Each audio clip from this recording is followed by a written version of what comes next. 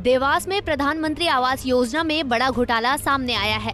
आपको बता दें कि अधिकारियों और कुछ लोगों के द्वारा करीब 17 करोड़ का घोटाला प्रधानमंत्री आवास योजना में किया गया है। देवास जिले में PMAY के तहत जिले की 3 नगर परिषद सतवास, कांटाफोड़ और लोहारदा में अधिकारियों, कर्मचारियों और अन्य लोगों ने बंडरबाट करते हुए करोड़ों डकार लिए, जिसको लेकर पूर्व मंत्री और बीजेपी नेता दीपक जोशी लगातार आवाज भी उठा रहे थे। पूर्व मंत्री दीपक जोशी ने अपनी ही सरकार के खिलाफ मोर्चा खोल रखा था और इसी को लेकर दीपक जोशी ने 27 दिसंबर को एक पत्र भी PM मोदी को लिखा, जिसमें घोटाले की जांच केंद्रीय एजेंसी से करवाने की मांग की थी। जिसके बाद अब लोकायुक्त पुलिस ने बड़ी कार्रवाई करते हुए 37 लोगों के खिलाफ मामला दर्ज कर लिया है।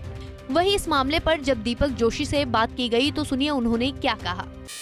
भैया ये बताइए, माननीय प्रधानमंत्री जी को आपने एक पत्र लिखा है, किस विषय में पत्र लिखा है और कब आपने वो पत्र लिखा है?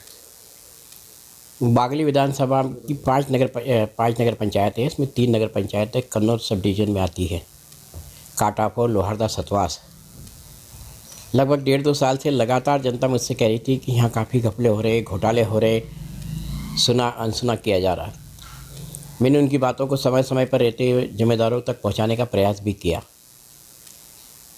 लेकिन इसी दौरान जनता ने जब मुझे ये कहा कि आप कहते हो कि बागली मेरा परिवार है, उस परिवार के सदस्य होने के नाते आपकी जिम्मेदारी है कि अपने पिताजी की विरासत, ईमानदारी, जिसके कि आप उत्तराधिकारी हो, जो अगली की पहचान ईमानदारी का पर्याय रही है, तो ऐसे दृष्टिकोण में यहाँ पर इतना बड़ा घोटाला हुआ, उसकी जांच और होना चाहिए। इस विषय को लेकर आपको जनता का साथ देना चाहिए। एक बार मैं बागली की जनता के साथ। किस योजना में घोटाला? प्रधानमंत्री आवास योजना की राशि का अन्य मदों में उपयोग करना, और वो भी भारी पैमाने पर दुरुपयोग करना। लगभग 17.5 करोड़ रुपए की राशि है। इन पत्र क्या लिखा, मजमून पत्र का क्या प्रधान? इस चीज़ को लेकर जब हम जनता के शासन प्रशासन तक पहुँचे थे, तब हमें लगा कि प्रधानमंत्री आवास योजना, जो कि हमारे प्रधानमंत्री जी की बहुत ही महती योजना है, जिसके माध्यम से वो भारत को जग सिरमौर बनाने का प्रयास कर रहे हैं, ऐसे स्थिति में उस योजना के पैसों का घोटाला उन तक पहुँचे। इस नाते से मैंने एक पत्र 26 तारीख की शाम को माननीय प्रधानमंत्री जी के कार्यालय पर भेजने का प्रयास किया, और शायद वो वहाँ तक पहुँचा भी होगा। और मुझे लगता है कि जांच के माध्यम से दोषियों के खिलाफ कार्रवाई प्रतिपादित होना प्रारंभ भी हो गई। कल ही मुझे पता चला कि लोकायुक्त ने 37 लोगों के खिलाफ प्रकरण दर्ज किया, जिसमें 13 CMO हैं। तो ऐसे दृष्टिकोण में समझ में आता है कि घोटाला कितना बड़ा और कितना व्यापक है। उसकी व्यापकता को देखते हुए जाँच सभी तथ्यों पर होना चाहिए। यहाँ तक भी कहा जा रहा है कि मेरा कार्यकाल जो 2003 से 2008 बागली विधानसभा का रहा है, मैं आपके माध्यम से यही कहना चाहूँगा कि अगर उसकी भी जांच कराना है तो सबसे पहले जांच मेरे कार्यकाल से शुरू की जाए और अंत तक पहुंचाकर जो लोग दोषी हैं उनके खिलाफ कानूनी कार्रवाई की जाए, साथ में उनकी संपत्तियों को राजसात किया जाए। क्या आपने जो है भूख हड़ताल का भी कहा था और सड़क पर आने की भी बात कही थी? आपकी ही सरकार है और आपको इस तरह से जो है कहीं न कहीं आमने सामने होना पड़ा, और बागली विधायक की कार्यप्रणाली को लेकर भी आपने सवाल खड़े किए। नहीं, देखिए, प्रधानमंत्री मोदी जी हमेशा पारदर्शिता पूर्व शासन की बात करते आए हैं, और मेरे को मानना है कि मोदी जी का आज 8 साल का कार्यकाल पूरे भारत की जनता देख रही है कि कितना मजबूत राष्ट्र उन्होंने एक अपने नेतृत्व में स्थापित किया है।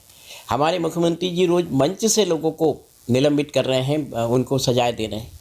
तो ऐसे दृष्टिकोण में ये पार्टी के खिलाफ कतई नहीं है। हमारी पार्टी तो खुद चाहती है कि ऐसे लोगों के खिलाफ कार्रवाई होना चाहिए, और इस कार्रवाई को जब आवाज़ उठाने का हो सकता है कि मेरा तरीका कहीं ना कहीं अलग हो सकता है, लेकिन मैं पार्टी के साथ हूँ, पार्टी के विचारधारा को लेकर ही लड़ता रहा हूँ।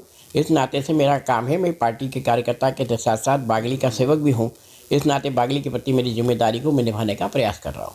क्या लगता है वैसे भारतीय जनता पार्टी के कार्यकाल में जो अधिकारी हैं, जो कार्यकर्ताओं की और नेताओं की अनसुनी कर रहे हैं?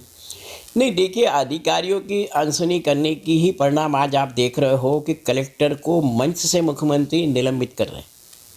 ये क्या है? ये वही बात हुई ना, जिस चीज़ को मैं लेकर मैंने बात उठाई है। तो कहीं ना कहीं बात में समानता है। मैं अपने हिसाब से प्रयास कर रहा हूँ, शासन अपने हिसाब से प्रयास कर रहा है, जनप्रतिनिधि अपने हिसाब से प्रयास कर रहे। और ये तो आप जानते हैं कि लोकतंत्र के तीनों जो स्तंभ है एक दूसरे के पर्याय हैं। इनमें पारदर्शिता होना चाहिए, चाहे वो जनप्रतिनिधि हो, चाहे हमारी न्यायपालिका हो, चाहे हमारा शासन प्रणाली हो, तीनों में पारदर्शिता होना चाहिए। ये जिम्मेदारी हम सब लोगों की है। अगर हम ही लोग इससे मुंह मोड़ लेंगे तो ये ठीक नहीं होगा।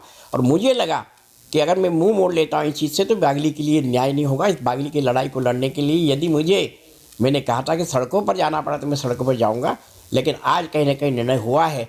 इस निर्णय से मैं कहीं ना कहीं संतुष्ट भी हूँ और जांच की इस परिधि में मैं पूरी कोशिश करूँगा कि मेरे पास जो सबूत है उन अंतिम और अहम सवाल आपसे कि अब चूंकि लोकायुक्त ने मामला भी दर्ज कर लिया है और एफआईआर भी हो गई है, क्या अब आप क्या चाहते हैं और आपकी क्या मांग है जो आप नहीं, देखिए, लोग ये कहते हैं कि हमेशा छोटे लोगों पर कार्रवाई हो जाती है, लेकिन देवास के कलेक्टर की भूमिका संदिग्ध थी, क्योंकि इन्हीं कलेक्टर साहिबान ने उन लोगों के खिलाफ कार्रवाई की लिखी और उन्होंने ही उनको पद पर प्रभार नियम विरुद्ध देने की कोशिश की। तो कलेक्टर साहब की इतनी मेहरबानी क्यों थी? क्या कलेक्टर को भी जांच की परिधि में लेना चाहिए? ये मैं अपनी तरफ से प्रयास करूँगा।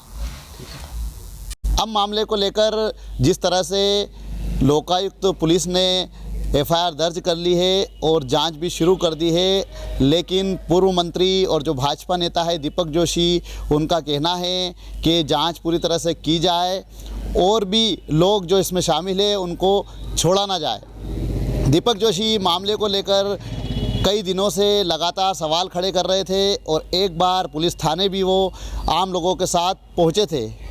अभी भी दीपक जोशी का यही कहना है कि मामले की पूरी जांच हो और जो भी दोषी है उसके खिलाफ कार्रवाई तो हो, एफआईआर भी दर्ज हो। साथ ही उनका ये भी कहना है कि वो राशि वसूली जाए उनसे और उनकी संपत्ति, जो दोषी अधिकारी है उनकी संपत्ति को राजसात किया जाए और उनसे राशि वसूली जाए। तो अब देखना होगा कि जिस तरह से पूरे मामले को लेकर एफआईआर दर्ज हो गई है और जांच भी शुरू हो गई है और किन लोगों के नाम इसमें सामने आते हैं और कितना बड़ा घोटाला ये जो उजागर हुआ है, इसमें और क्या परतें खुलती है, ये आने वाला वक्त ही बता पाएगा। पंजाब केसरी टीवी के लिए देवास से मैं एहतेशाम कुरैशी। हमसे जुड़े रहने के लिए हमारे YouTube चैनल को सब्सक्राइब करें और नई वीडियो की नोटिफिकेशन के लिए बेल आइकॉन को दबाएं। अगर आप ये वीडियो Facebook पर देख रहे हैं तो लाइक जरूर करें और ज्यादा से ज्यादा शेयर करें। धन्यवाद।